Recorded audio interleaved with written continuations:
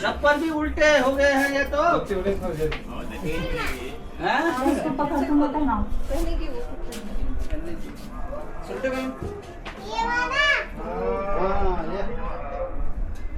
भैया भी कह रहा है ये वाला बनता है।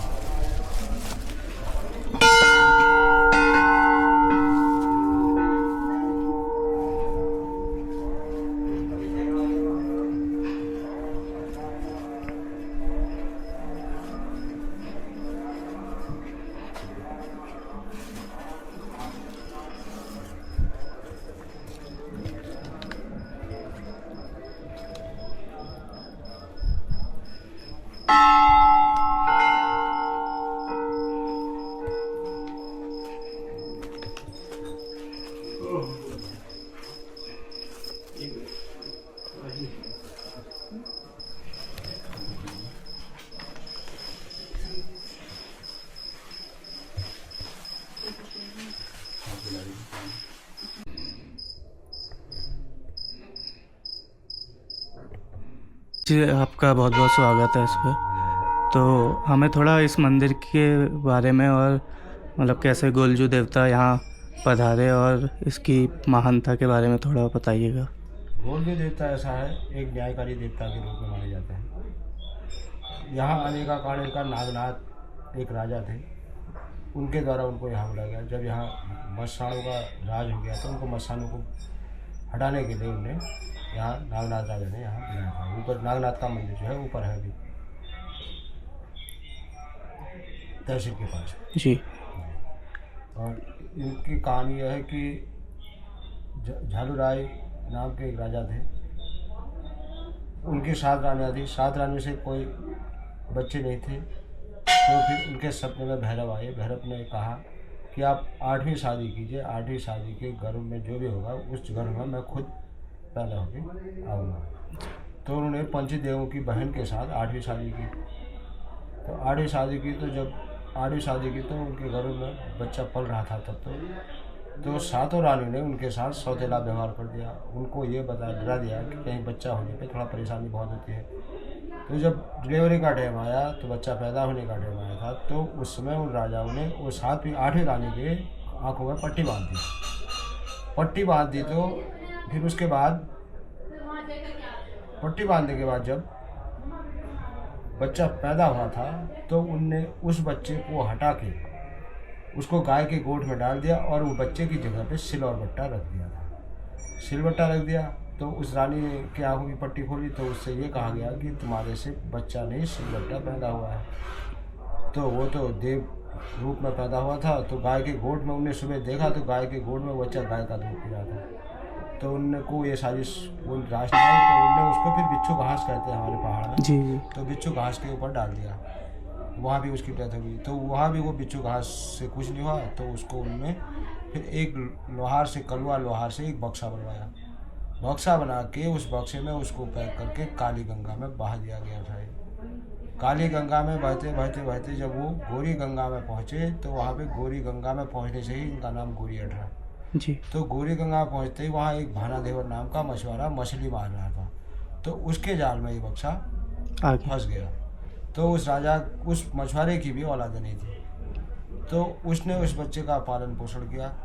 जब ये 3-4 साल का हुआ थोड़ा तो इसने कहा कि मेरे को घोड़ा चाहिए।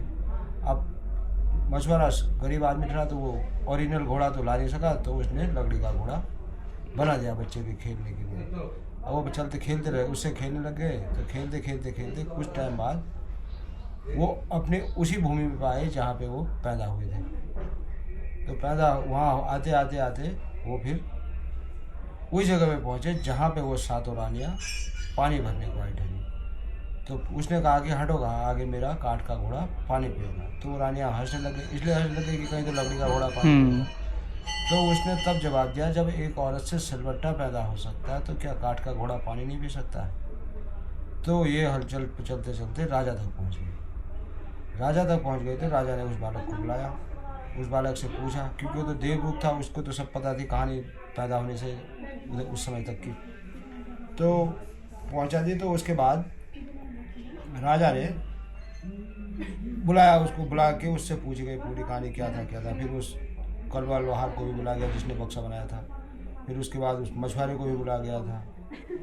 तो अब राजा ने कहा यार अब तो ये तो बड़ा उल्टा सवाल हो गया। तो फिर राजा ने उनको मौत की सज़ा दे दी। लेकिन मौत की सज़ा देने के बाद जब वो गोरिया को पता चला कि यार मेरे पिताजी ने तो मेरी माता को उसकी सज़ा दे दी, तो उनने उस राजा से कहा देखो करने वाला करता है और करने वाले ने कर रखा है, आप इसको ऐसा करो, इसको मौत न दे के इनको जीवन दान दे दो।